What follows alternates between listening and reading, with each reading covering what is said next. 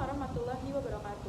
Halo semuanya, perkenalkan nama saya Arya Lintaun Usman dengan NPM 221631148. Di sini saya akan menyelesaikan tugas dari mata kuliah Pancasila mengenai wawancara tentang aktualisasi penerapan sila-sila pada Pancasila. Baik teman-teman, saat ini saya sedang bersama narasumber kita, salah satu kerabat saya di Universitas Singapura Bangsa Karawang. Mungkin bisa memperkenalkan diri? Baik, perkenalkan diri. Nama saya Muhammad Novel Duri dari program studi Teknik Kimia Fakultas Teknik. Baik, izin mewawancarai terkait tentang aktualisasi nilai-nilai Pancasila dalam kehidupan sehari-hari. Mungkin bisa dijawab, Kang? Ya, nilai-nilai Pancasila yang saya terapkan ya, kita bisa lihat dari masing-masing sila. Seperti sila pertama yang seperti saya itu ya sholat lima waktu, mengamalkan isi-isi Al-Quran dan beramal baik. Dengan begitu menunjukkan bahwa saya ini beragama, yaitu agama Islam, dan bertuhan, yaitu Allah Subhanahu wa Ta'ala. Masuk ke sila kedua, pengaplikasian yang saya lakukan yaitu seperti menghargai hak-hak orang di sekitar saya.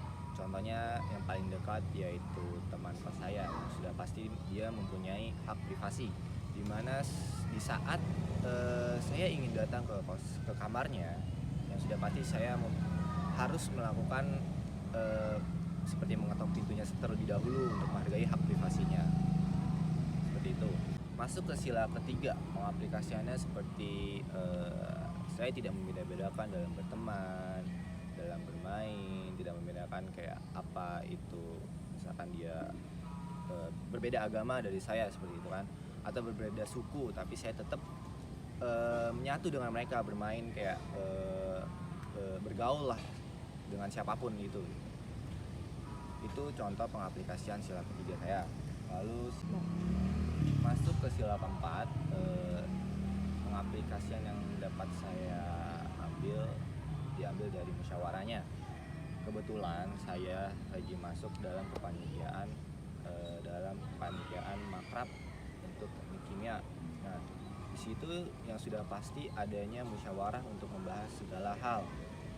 Bakal ada rapat-rapat segala macam ya, sudah pasti itu musyawarah. Seperti itu.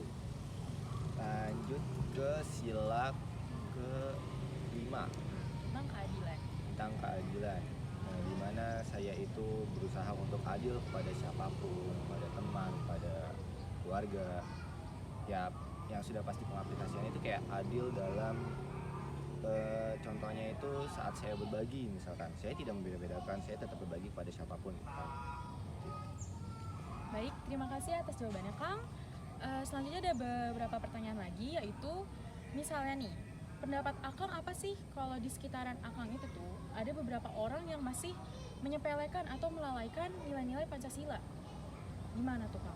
Menyepelekan nilai-nilai Pancasila yang terpikirkan oleh saya sekarang itu yang sudah pasti kayak orang ini hidupnya berantakan dan tidak beradab, seperti itu. Karena apa? Karena nilai-nilai Pancasila, sebelumnya balik ke Pancasila dulu ya. Pancasila kan sudah jadi dasar negara dan kayak sudah jadi pedoman untuk hidup lah sebagai warga negara yang baik, untuk kita sebagai warga negara, untuk kita berperilaku sebagai warga negara yang baik di negara Indonesia ya kan?